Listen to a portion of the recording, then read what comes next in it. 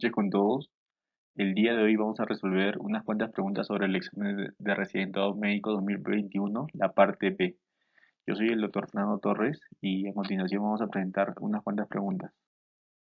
Pregunta 82. Paciente varón de 54 años consulta por dispepsia, hematemesis y melena. A la endoscopía se evidencia una lesión prominente en mucosa antral. ¿A qué tipo de clasificación de Borman pertenece? Vamos a cambiar el punteo. Bueno, en cuanto a la clasificación de Borman, hay que resaltar que es útil para el cáncer de estómago, pero el cáncer de tipo avanzado, ¿correcto?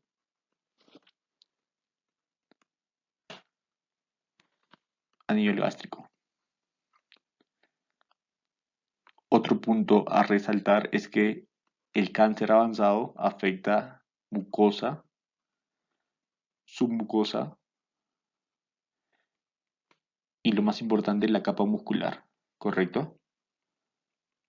Y lo vamos a encerrar de esta manera, ya que el cáncer de estómago precoz solo afecta mucosa y submucosa. En cuanto a la clasificación de Borman como tal, el tipo 1 es una lesión de tipo polipoidea o polipoide. El tipo 2, como se puede evidenciar, es una lesión ulcerada o excavada, pero con los bordes elevados.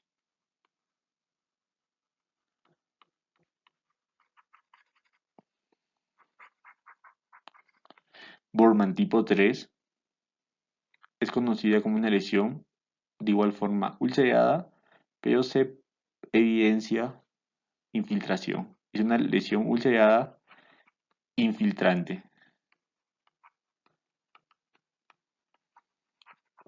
Y por último, un Borman tipo 4 es una lesión infiltrante, como se puede observar en la imagen,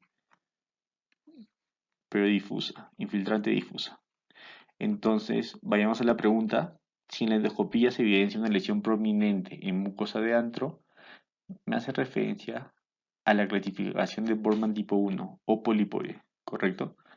Pregunta sencilla de gastroenterología. Es una pregunta de ciencias básicas de neurología. Leamos el enunciado. Se trata de un niño de 3 años que es llevado a consulta por presentar inestabilidad a la marcha que comenzó al caminar. Madre refiere que pensó que mejoraría con el tiempo, por eso no acudió antes a consulta. Usted le solicita una tomografía y se evidencia una hipoplasia cerebelar. ¿Qué vesícula encefálica se afectó en la embriogénesis? Tenemos la alternativa telencéfalo, B diencéfalo, C metencéfalo, D mielencéfalo o E mesencéfalo. Hay que recordar que a nivel cerebral se originan vesículas primarias y secundarias, ¿correcto? Vamos a colocar el punteo.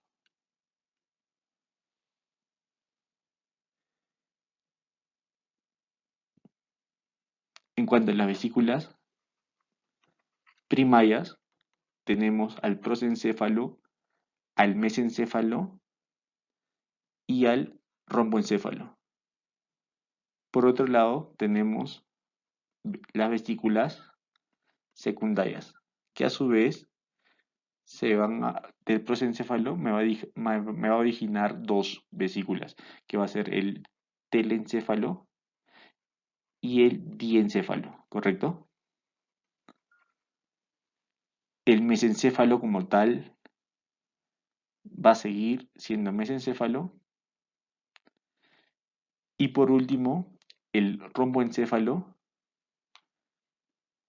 va a ser metencéfalo. Vamos a corregir este apunte. Vamos a borrar. Vamos a hacer un poquito más ordenado. Ya, va a ser metencéfalo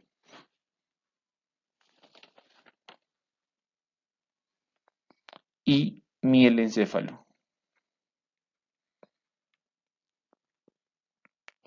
Entonces, estas vesículas secundarias me van a originar estructuras. Por ejemplo, el telencéfalo da origen a los hemisferios cerebrales. El diencéfalo como tal da origen al tálamo, al hipotálamo y al epitálamo, ¿correcto? El mesencéfalo sigue siendo mesencéfalo.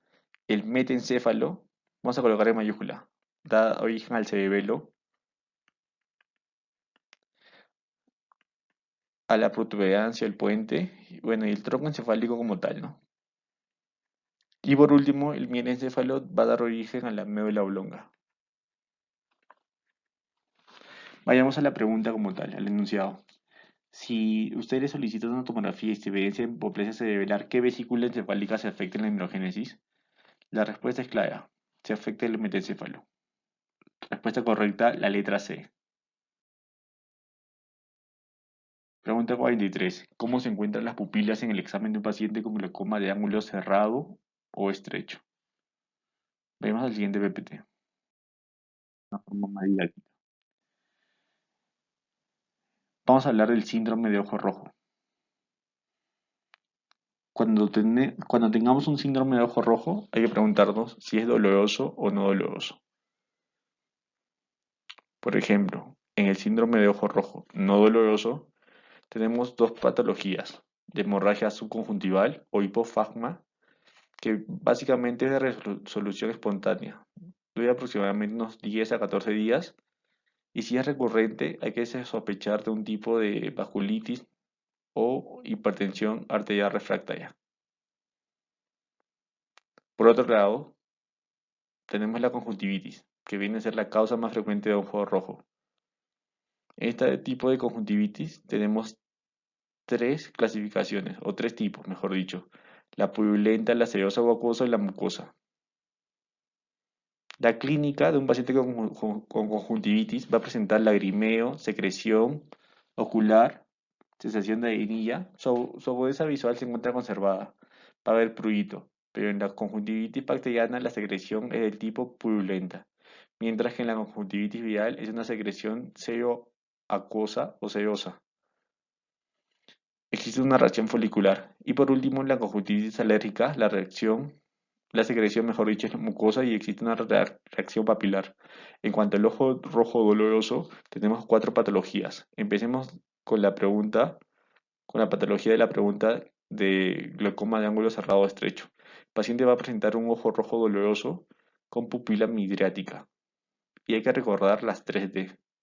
¿Por qué digo las 3D? De ángulo cerrado, la primera D. La segunda de esta patología de ángulo cerrado viene con midriasis, ¿correcto? Vamos a acordar, es una forma de recordar y es de origen agudo, ¿correcto? Cerrado, midriasis agudo. En esta patología de glaucoma de ángulo cerrado, el paciente presenta una agudeza visual alterada y la presión intraocular se encuentra elevada, es decir, mayor de 20 milímetros de mercurio. Entonces tendríamos la respuesta de que el ojo, o las pupilas, mejor dicho, se encuentran dilatadas y en muchos casos reactivas, ¿correcto? En la uveitis anterior, el ojo rojo doloroso se caracteriza por presentar miosis e hipopio, es decir, pus en cámara anterior. En adolescentes hay que descartar artritis crónica juvenil y en los adultos espondilitis anquilosante. Por otro lado, tenemos las queratitis, que también son causa de ojo rojo doloroso, en donde tenemos que diferenciar los tipos de úlceras corneales con el sistema dióptico, ¿no? Perdón, con la lámpara de hendidura. Cuando veamos una úlcera dendrítica hay que sospechar de herpes simple, mientras que cuando veamos una úlcera blanca o irregular hay que sospechar de un hongo, en este caso de Aspergillus. Y mientras se evidencie una úlcera en anillo hay que sospechar de una ameba, es decir, una cantamoeba. Paciente va a presentar ojo rojo, doloroso, fotofobia, lagrimeo y blefaroespasmo. Su agudeza habitual se encuentra comprometida. Bueno, y eso es lo más importante de recordar y que la pupila en este caso se encuentra normal, ¿no? Y por último, la epigleitis, también el paciente va a presentar ojo rojo doloroso. Hay que descartar también una artritis reumatoide. Se suele presentar sobre todo en mujeres en edad fértil y la pupila se encuentra normal y la agudeza visual conservada. Correcto. Sigamos con la pregunta número 36. Leamos el enunciado. Durante la pandemia de COVID-19, diferentes gremios de salud como médicos, enfermeras y colegios profesionales, organizaciones independientes, hicieron interlocución directa por escrito o presencial con quienes toman las decisiones en salud o en el entorno institucional. ¿Qué actividad de la salud pública realizaron estos actores sociales? A. Empoderamiento. B. Análisis de la situación. C. Gobernanza. D. Ejercieron su derecho o E. Abogacía. ¿Correcto? Bueno, es una pregunta que hace referencia sobre las estrategias de promoción en salud, las cuales vamos a mencionar a continuación. Vamos a colocar estrategias en grande de la promoción en salud. Van a ser cuatro. La número uno, la abogacía. Número dos, comunicación y educación para la salud. Comunicación y educación para la salud. La tercera estrategia de salud pública para la promoción de salud es la participación comunitaria.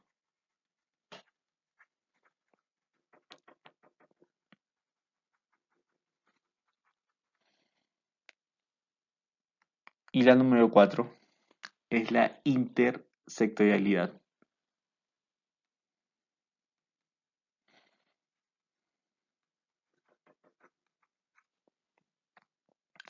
Bueno, vamos a desglosar cada alternativa a continuación.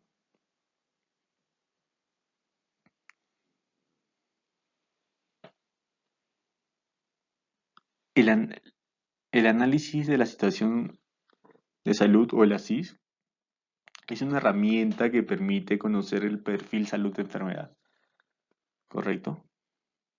Herramienta permite conocer perfil salud enfermedad.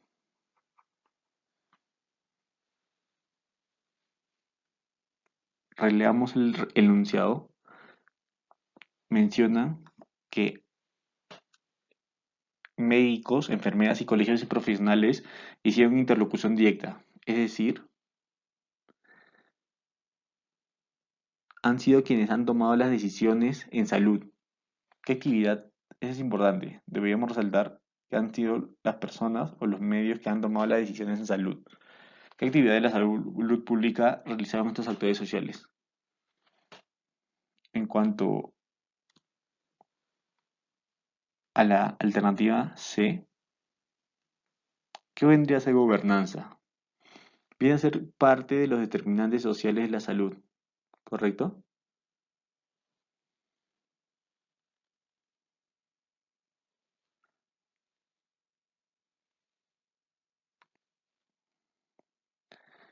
Por otro lado, en la intersectorialidad participan tres o más órganos. Tres o más órganos. Aparte de la participación comunitaria, también brinda empoderamiento social. No debemos olvidar ello.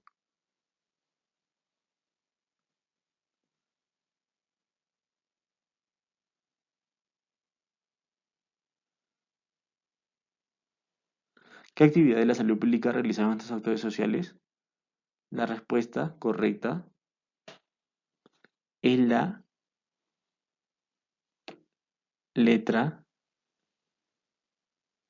E, abogacía. ¿Por qué? Porque menciona bien claro que realizaban una estrategia de promoción de la salud, donde el médico, por lo general, lidia con asistentes sociales para que puedan apoyar el sector salud. Es una estrategia que ha sido aplicada, mejor dicho, de promoción en salud para que el médico pueda lidiar con los actores sociales para que ellos puedan apoyar. Y en la mayoría de los casos el apoyo no solo es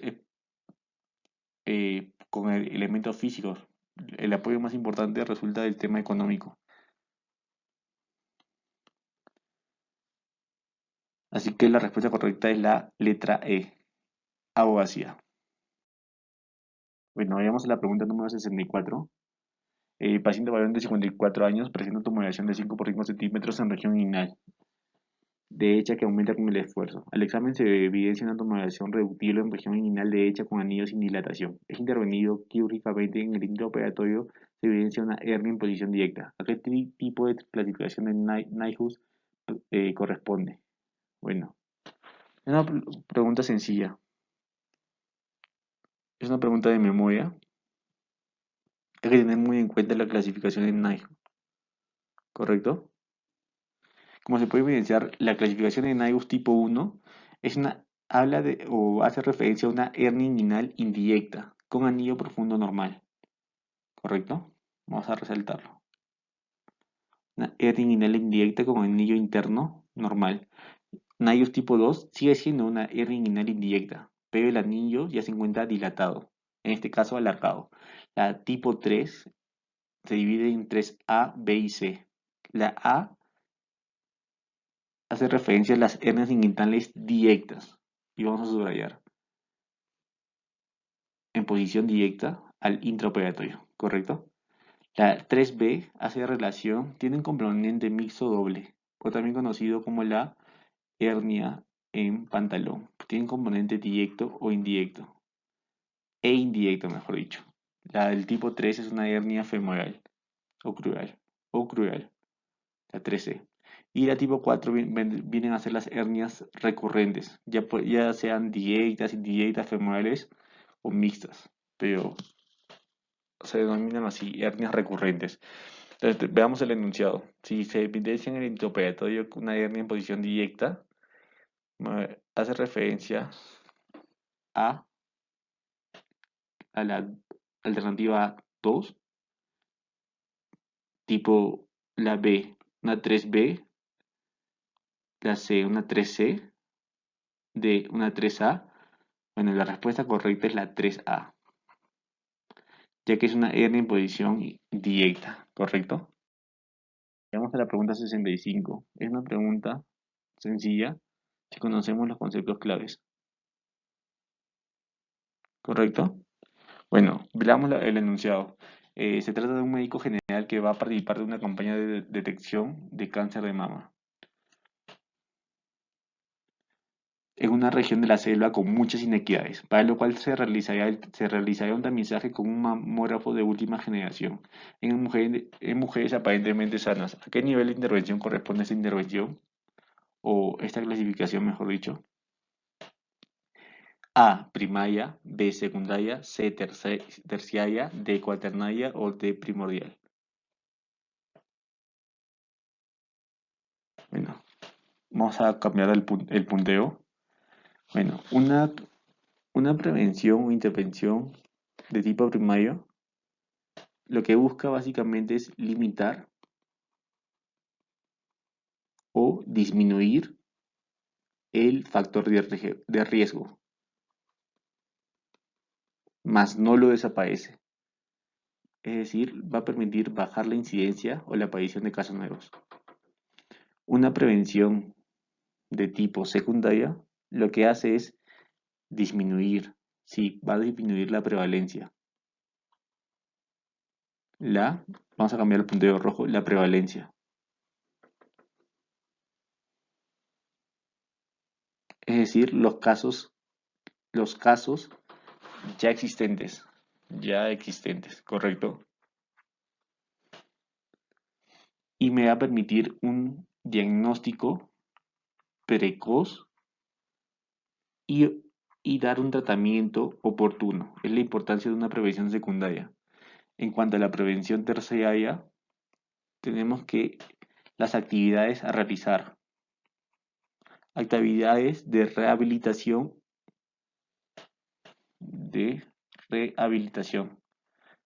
para evitar cualquier tipo de cronicidad o empeoramiento. La prevención cuaternaria hace referencia a disminuir los eventos adversos.